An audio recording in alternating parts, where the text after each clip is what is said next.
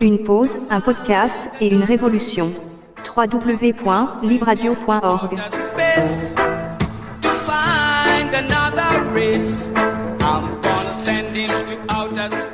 À l'aube du 25 avril 1974, s'est déclenchée à l'initiative du MFA, dont on va reparler bien entendu, une révolution aux nombreuses singularités. Issue d'un putsch militaire, sans violence ni victime, quasiment, qui accompagne le démantèlement des colonies, une sorte de, pourrait-on dire, le Vietnam du Portugal. Mais on verra si la personne qui est en notre présence confirmera. Alors, ça s'appelle la révolution des œillets. C'était un 25 avril 1974. Et pour commencer d'en parler, voici quelques mots jetés en pâture. On pourrait parler d'un livre, celui du général Spinola, Le Portugal et son avenir, qui a peut-être déclenché quelque chose dans les consciences, d'une chanson, Grandola Vila Morena, de Zeca Afonso, qui est un artiste engagé, chanson qui a été censurée et qui a peut-être déclenché quelque chose, d'un mouvement, le MFA, le mouvement des forces armées, dont on peut dire qu'il est ce qui a mené cette révolution, et d'un symbole, l'œillet. Et on verra pourquoi cet œillet est devenu ce symbole. Pedro Cerdeira, bonjour à vous. Bonjour. Merci de consacrer quelques moments à cet entretien. Alors, vous êtes titulaire d'un master en histoire contemporaine, obtenu à l'Université Nouvelle de Lisbonne. Ah, Lisbonne, quelle ville! Vous êtes chercheur au sein de l'Institut d'histoire contemporaine de la dite université et également membre du Centre d'études lusophones de l'Université de Genève. Membre du comité de l'association du 25 avril Genève. Souhaitez-vous ajouter quelque chose ou démentir quelque chose ? Je vais juste ajouter qu'en ce moment, je suis assistant à l'Université de Genève, donc au département d'histoire générale, donc où je fais mon doctorat. J'ai toujours vécu au Portugal et je dirais que le 25 avril, ça, donc pendant mon enfance, mon adolescence, et puis mon début de vie adulte, ça restait beaucoup dans les esprits. Donc, je dirais que dans le discours public, les gens qui m'entouraient, voilà, des mémoires de famille, c'est quelque chose qui est très présent encore. Vous êtes donc historien, vous avez fait vos études au Portugal, mais vous êtes depuis quelque temps en Suisse maintenant. Est-ce que cet esprit de la révolution des œillets vous habite-t-il encore beaucoup, et à tel point que cela a motivé le choix de votre discipline universitaire? Il n'y a pas un lien spécifique entre mon choix de carrière et le 25 avril, mais il y a évidemment un lien entre le 25 avril et ma participation dans la vie politique, je dirais, plutôt. Mmh. Très bien. Alors, comme je l'ai dit, nous avons commencé par énoncer quelques mots. C'était vraiment pour jeter quelque chose en pâture, hein, comme je le disais. Pour commencer, la révolution des œillets, pourriez-vous nous expliquer quelles en sont les aspirations ? Donc, les aspirations de la révolution des œillets, je dirais, tout d'abord, c'était vraiment en finir avec la dictature, donc vraiment démocratiser le régime, en finir carrément avec la dictature. Il y a aussi un projet, outre la démocratisation, vraiment de en finir avec, décoloniser, donc décoloniser, en finir avec les colonies. Vous nous décririez la situation. Salazar donc est décédé. Son successeur, Marcelo Caetano, prend la relève dans la continuité de la politique de l'Estado Novo. Mais peut-on dire à ce moment-là qu'il y a quelque chose qui s'est grippé et que ce régime autoritaire peu à peu se dégrade, s'étiole? Caetano, il a essayé de changer un peu le régime, donc, mais finalement, ça a vraiment rien changé, malgré ces tentatives qui ont été contrées en fait par les ultras du régime. Il y a la guerre qui devient vraiment très très très longue, donc qui a été déclenchée en 61. Et que à ce moment-là pèse vraiment sur le Portugal, donc au niveau des hommes, des soldats, des budgets, donc il y a vraiment une fatigue par rapport à la guerre. Oui, parce qu'effectivement à ce moment-là, c'est un empire colonial le Portugal. Oui. Donc il faut s'imaginer qu'il y a je sais pas, des dizaines de milliers de soldats qui sont contraints d'aller réprimer des mouvements d'autodétermination dans des pays d'Afrique, notamment l'Angola et la Guinée. Oui, et le Mozambique. Voilà, et le Mozambique, bien entendu, oui. Et que le service militaire, me semble-t-il, à ce moment-là, peut durer de 2 à 4 ans.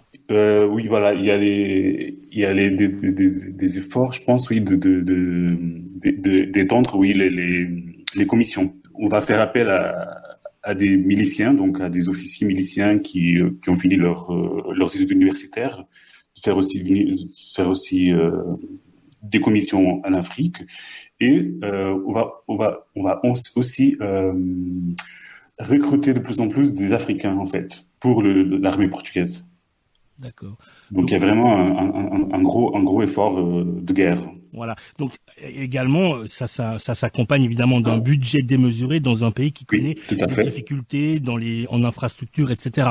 Donc on peut dire que dans cette situation-là, on a cette notion, ce concept d'Estado Novo qui est vraiment mis à mal. Oui, je serais d'accord, oui. Tout à fait. Le moteur central de cette révolution, on l'a dit, c'est le mouvement des forces armées et notamment ce que l'on appelle les capitaines d'avril. Voudriez-vous nous dire qui étaient-ils, ces capitaines d'avril, et qu'est-ce que ça désigne le mouvement des forces armées ?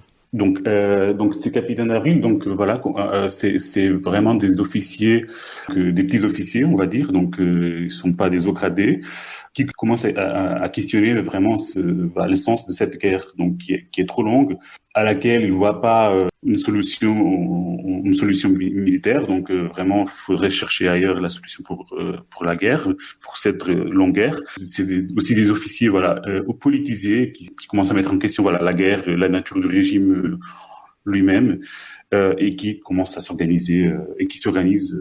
Les capitaines d'avril, c'était également donc comme vous le dites, ça n'était pas des hauts gradés, mais des militaires, comment est-ce qu'on peut appeler ça, des officiers, des sous-officiers. Oui, ils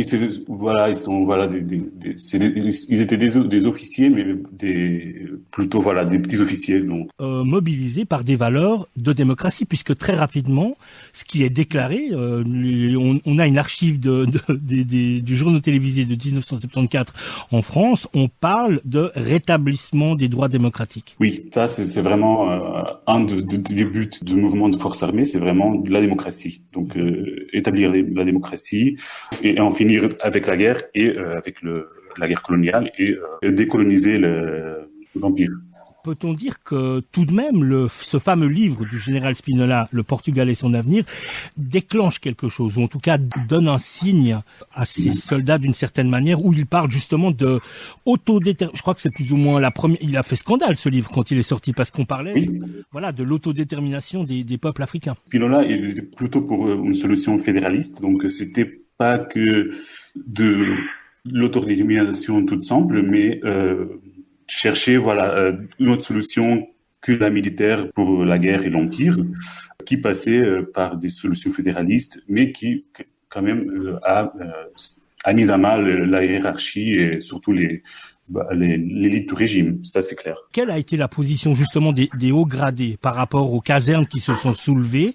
Y a-t-il eu des sanctions, en tout cas une volonté de sanctions ? Enfin, il y a des très mauvais souvenirs quand on prend des exemples contemporains avec des putschs militaires. Je ne vais pas parler du Chili ou même de Franco, mais on sait que dans des casernes, il y a eu des gens fusillés quoi pour leurs idées. Dans le jour même, il y a eu des résistances, mais la majorité, je pense, des militaires qui ont participé au coup. Il y avait un consensus au sein des armées que fallait en finir avec la dictature. Et le rôle de la PIDE, donc la police politique, parce qu'à ce moment-là, on est quand même dans un état, on l'a dit, l'Estado Novo de Salazar, autoritaire, qui s'est doté d'outils comme justement la PIDE et la police politique. On a plein d'exemples en Europe équivalents.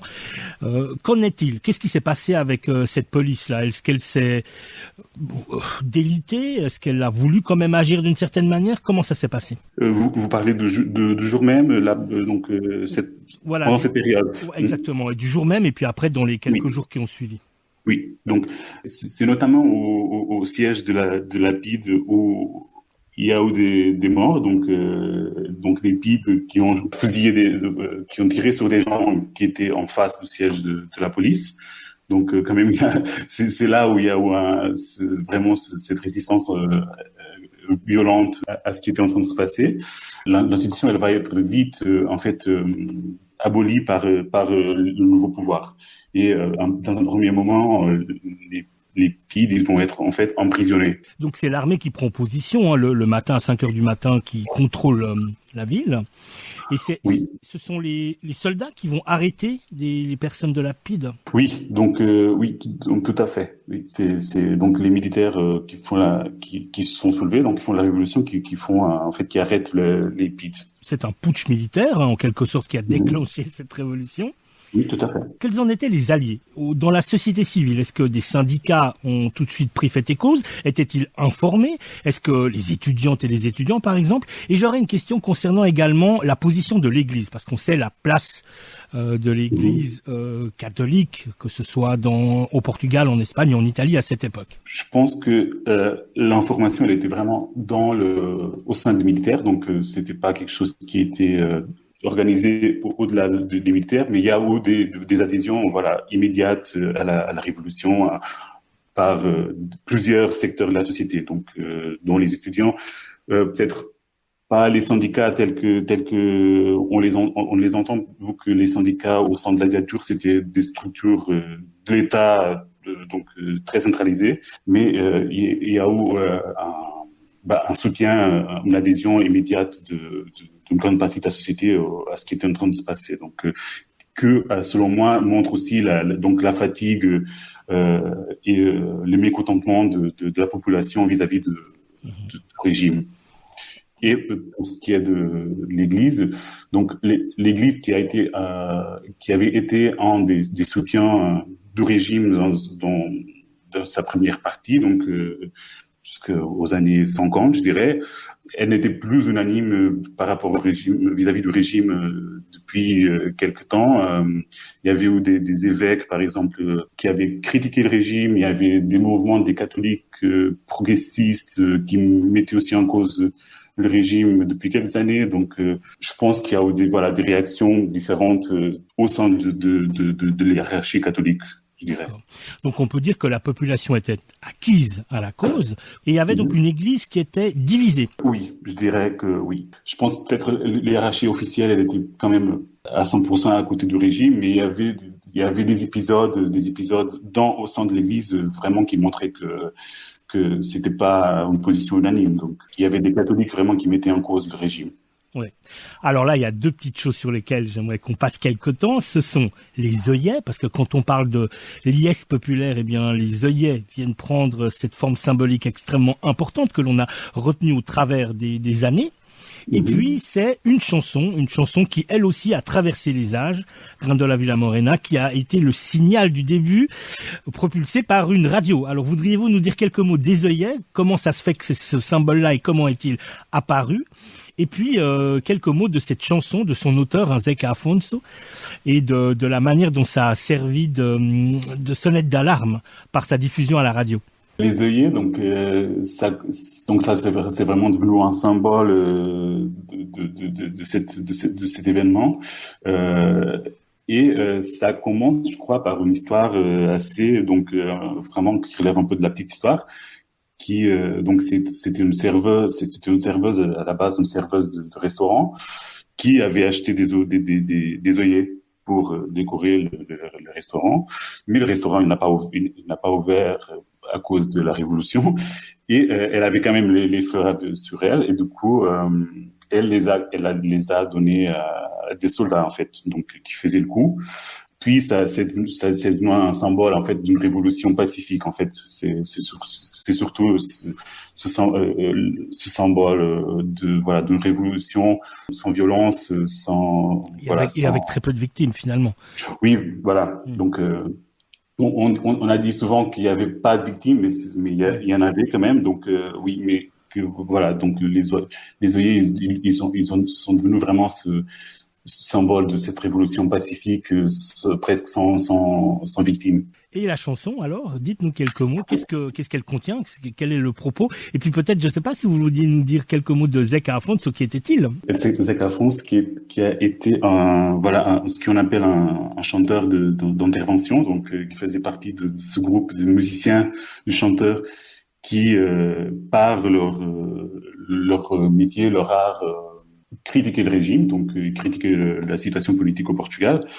Qui avait il y a cette chanson qui est peut-être la plus aussi, je pense, par le biais de 25 avril est devenue sa chanson la plus iconique, je dirais, qui parle d'une ville dans le sud de Portugal, donc au sud de Lisbonne, et il la décrit en tant que la ville de la liberté où c'est le peuple qui règne, donc il y a ce message très fort du pouvoir populaire, et elle fait partie avec une autre chanson, les chansons signes qui donnent le signe pour la révolution. Donc il y avait une première qui était la chanson avec laquelle le Portugal avait participé à l'Eurovision cette année même.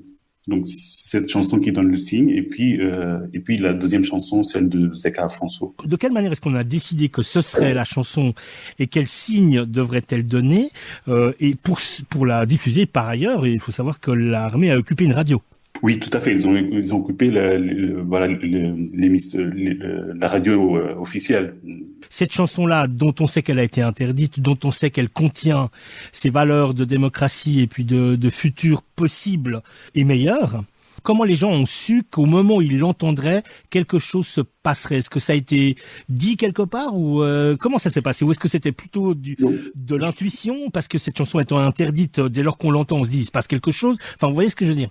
Oui, je vois bien. Je pense qu'à la base, ce sont vraiment des signes entre militaires. Donc c'est vraiment, ça donne le signe, que la station de la radio elle est occupée, donc la révolution est en train de se passer.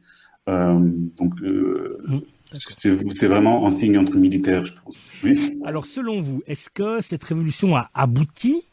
Ou est-ce qu'il faut finir le travail d'une certaine manière? Moi, je pense qu'il faut finir le travail encore. Donc, je pense que la révolution, elle n'est pas aboutie. Et en quoi est-ce que vous sentez qu'elle n'est pas arrivée à remplir les aspirations qu'elle contenait? Il y a quelque chose dans laquelle la révolution a réussi. Donc, la démocratie et donc cette idée de liberté. Donc la censure, c'était fini, la police politique, les prisonniers politiques, la décolonisation aussi. Mais vis-à-vis de cette idée d'une société plus juste qui était aussi à la base dans le mouvement des forces armées. Donc, faut pas oublier que la Constitution, ça allait dans le sens du socialisme, donc vraiment par rapport à tout ce qui était les moyens de production, le contrôle de l'économie par l'État. Et je pense que il y a une partie de la révolution, donc des droits sociaux qui n'est pas abouti, qui est en train, en fait, je pense qu'il y a un héritage de la révolution qui est en train de se perdre. Alors voilà, c'était le sens de ma question, de la question qui allait venir, c'est qu'en reste-t-il dans la tête des gens, et notamment des jeunes générations, puisque 1974 c'est pas si loin, mais voilà, le temps passe tout de même. Je voulais compléter la question en vous demandant la chose suivante: dans les esprits, y a-t-il un avant et un après? Est-ce qu'il y a des éléments acquis sur lesquels on sait qu'on ne reviendra pas? Typiquement, le Portugal ne sera plus jamais un empire colonial. Ça, on peut dire que c'est d'une certaine manière acquis. Mais en termes de droits démocratiques, est-ce que vous pensez que, les générations politiques successives vont-elles continuer de doucement aller vers le mieux, même si, comme vous l'avez dit, on est dans une phase à étapes, ou est-ce que certaines valeurs pourraient être mises à mal avec les changements politiques qui s'opèrent? Ce que vous venez de dire, pour moi, c'est ce qui est en cause en ce moment, donc c'est vraiment la lutte en ce moment. Je pense qu'il y a quand même des droits qui ont été acquis, des choses qu'on a acquis avec les révolutions, mais qui risquent en fait de se perdre, qui sont en train de se perdre. Rien n'est gagné en vrai, il faut toujours être prudent, c'est ça? Oui. Et d'une certaine manière en lutte. C'est une lutte perpétuelle. Tout à fait. Donc je pense que depuis la révolution, beaucoup a changé. Chez les jeunes, y a-t-il cette conscience-là qui est toujours présente, ou est-ce qu'on sent que voilà, c'était la question de la mémoire et de la mémoire collective, c'est toujours assez problématique. On sait que, et notamment au Portugal, comme en Espagne, comme dans plein de pays européens, il y a des événements que l'on essaie d'effacer ou en tout cas d'occulter d'une certaine manière. Alors, est-ce le cas également au Portugal, ou est-ce que les plus jeunes s'emparent de cette mémoire pour en faire quelque chose et pourraient la réinventer, notamment à l'aune des luttes sociales et écologiques qui ont cours?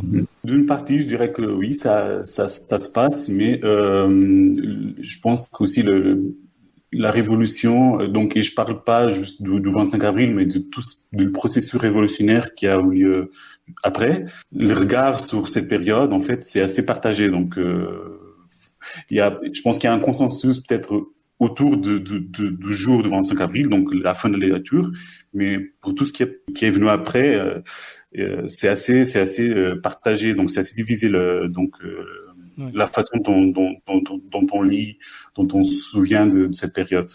Donc il y a une partie, je pense clairement, des mouvements sociaux des partis politiques qui se positionnent dans la continuité de la révolution, et notre parti qui voit dans la révolution un risque de tomber dans le socialisme, dans une dictature communiste. Donc, Ouais. oui, donc il y a quand même cet héritage assez partagé, et je dois dire que, par exemple, dans les cérémonies qui ont lieu au Parlement toutes les années, donc le 25 avril, avec les partis politiques, le discours, il est beaucoup plus l'apologie de la fin de la période révolutionnaire, donc on va dire de la normalisation démocratique, que le 25 avril. Ouais, c'est-à-dire qu'on va fêter la fin de l'Estado Novo, pour lequel il y a consensus à dire qu'il était à bout de souffle et qu'il fallait absolument changer les choses, mais en vidant d'une certaine manière la révolution de sa substance socialiste, autogestionnaire, démocratique, populaire. Pour une partie de la classe politique et autres au Portugal aujourd'hui, voilà, toute cette partie de la participation à la vie politique, tout ce qui a été des groupes autogérés, tout ça, ça c'est quelque chose peut-être mauvais. Qu'en est-il dans les livres d'histoire, dans les livres à l'école ou jusqu'à l'université? De quelle manière est-ce que est traitée la révolution des œillets? On l'épure d'une certaine manière, ou est-ce que on peut dire que tout de même il y a des contenus académiques et des contenus scolaires qui rendent compte de la mesure de la révolution des œillets? Oui, donc elle fait partie des programmes scolaires, donc parce que le 27 avril c'est quand même la naissance, le point d'origine de notre régime actuel. On se revoit en fait collectivement dans cette date comme voilà le début du régime actuel. À l'école secondaire, j'ai fait des études en sciences humaines, donc c'était assez détaillé le processus, même si c'est un peu positiviste, vous voyez, un peu genre le jour, un peu l'histoire détaillée, mais on rentre pas dans des interprétations très politiques, on va dire. Peut-être, moi j'aurais une question pour vous, parce que c'est quand même un peu singulier. Dans l'histoire du monde, on voit plutôt les armées arrêter un processus démocratique que le démarrer. Et ce qui est particulier ici, c'est que ça a l'air d'être un mouvement qui est parti d'un putsch, on va dire positif, pour faire simple. Est-ce qu'aujourd'hui l'armée a toujours un statut de gardien de la démocratie, ou est-ce que avec l'histoire et le temps passant, l'armée du Portugal est devenue une armée comme les autres?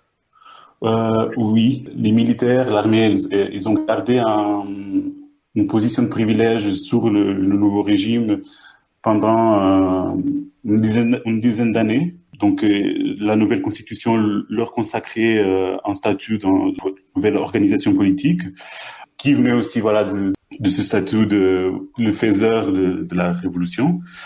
Mais depuis, en 82, il y a une révision de la Constitution en fait qui a complètement écarté les militaires de la vie politique.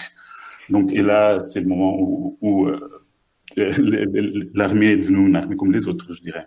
Mais pendant un petit moment, l'armée elle a gardé quand même une position privilégiée sur la vie politique, dans la vie politique.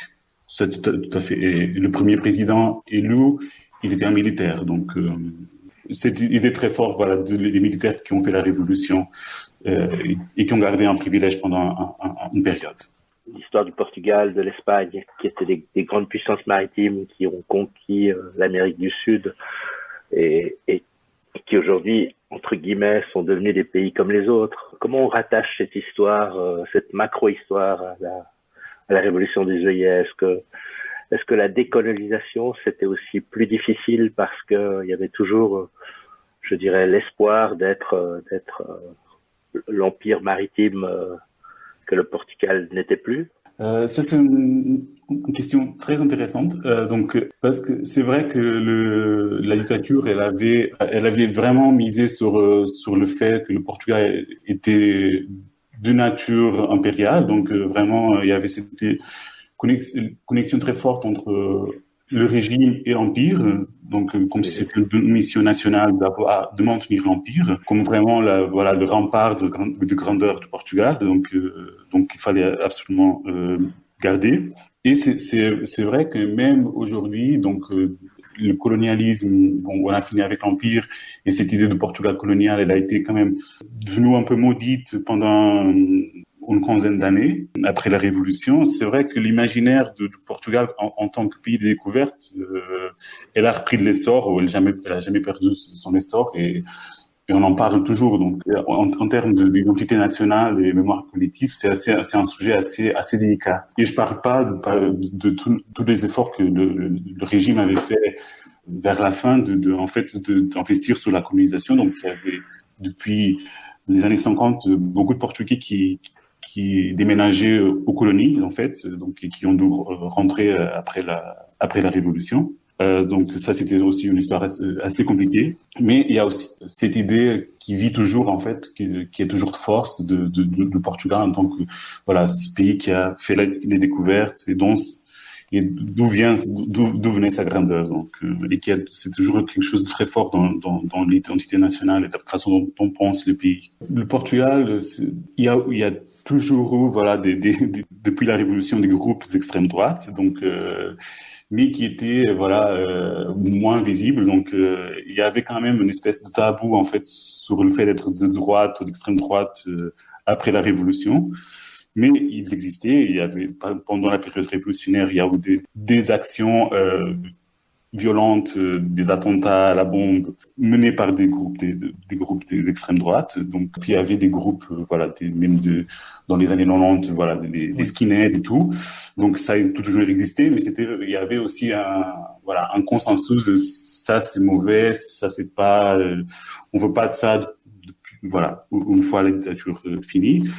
Mais on voit, donc, sur les dernières années, il y a un peu, je dirais qu'il y a un peu ce tabou qui se brise, et du coup, l'espace public, sur l'espace public, il y a vraiment des partis et des groupes de droite qui s'assument avec un discours, xénophobe, raciste, nationaliste, qui s'affiche complètement. Donc on peut dire que de nombreux défis attendent la société portugaise à l'aune de ce 21e siècle. Oui, tout à fait. Oui. Ouais. Et selon vous, eh bien, la prochaine révolution, elle ne partira probablement plus des casernes. Alors, s'il fallait que des mouvements surgissent, selon vous, d'où sortirait-il, d'où viendrait-il, comment se structurerait-il? Parce que une des choses dont on n'a pas parlé, mais qui est évidemment évidente lorsque l'on parle des militaires, c'est que il y a une organisation intrinsèque qui existe, qui préexiste, avec des matériels, avec une manière de faire. Alors, on peut bien entendu ne pas être d'accord avec ça et ne pas fonctionner comme ça, mais on est obligé de l'admettre. Les militaires fonctionnent. Alors, selon vous, s'il y avait, comme on l'a dit tout à l'heure, finir le travail, tout d'un coup une flambée révolutionnaire, notamment autour du climat, c'est une des notions qui est beaucoup actuellement prégnante. D'où sortirait-elle au Portugal, selon vous, de votre point de vue, d'un observateur extérieur, mais en même temps complètement impliqué? À quoi vous pensez? Des mouvements sociaux, je dirais, qui s'intéressent à des questions climatiques, de logement, un peu de post-productivisme. Okay. Oui, donc je dirais que... Donc c'est la société civile. La force, oui, je dirais que oui. Je vois pas ça vraiment dans la classe politique. Je pense que pour les militaires, Ouais. Je vois pas l'armée portugaise en ce moment en tant que vraiment organisation penchée à gauche. Ouais, c'est sûr.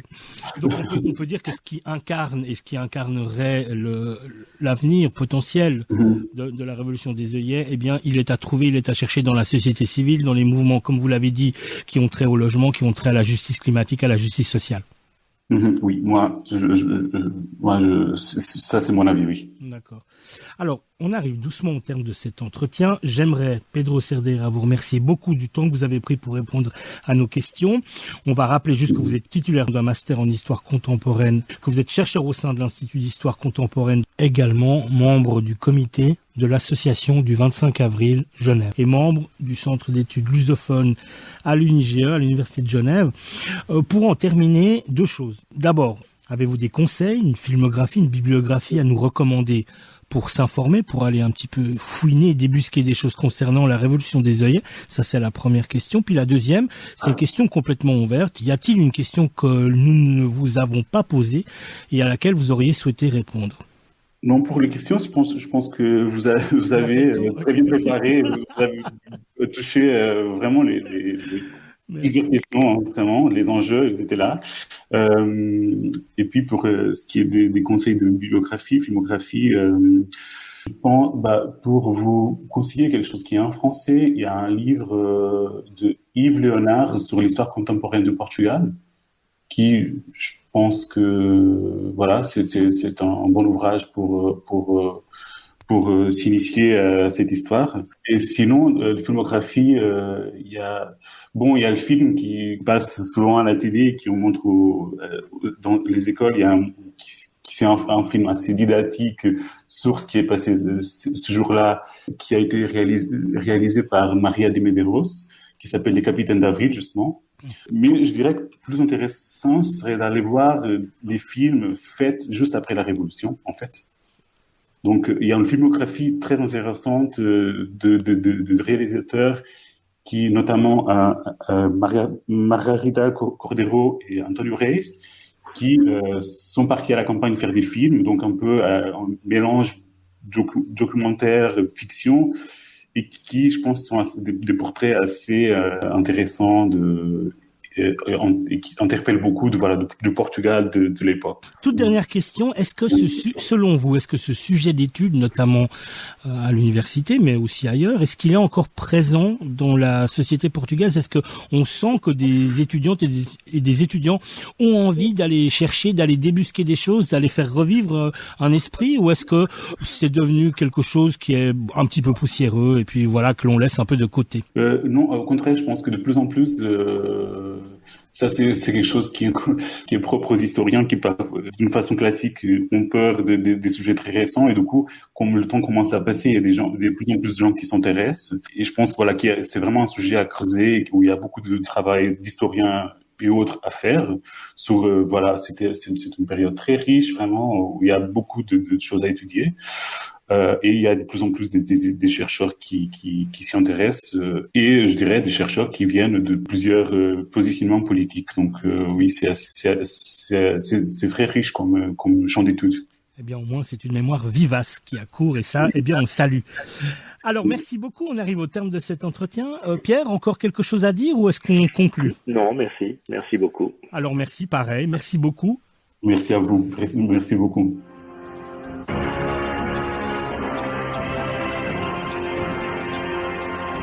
Le meilleur hommage, c'est continuer le combat. Ni oubli, ni pardon devant les assassinats. Antifasciste, antiraciste, Libre Radio, une antenne d'alerte et de combat. www.libradio.org. Ni oubli, ni pardon devant les assassinats. Face aux abus de la police, face aux crimes passés, jamais, non jamais, on baissera les bras, notre haine n'est pas facile.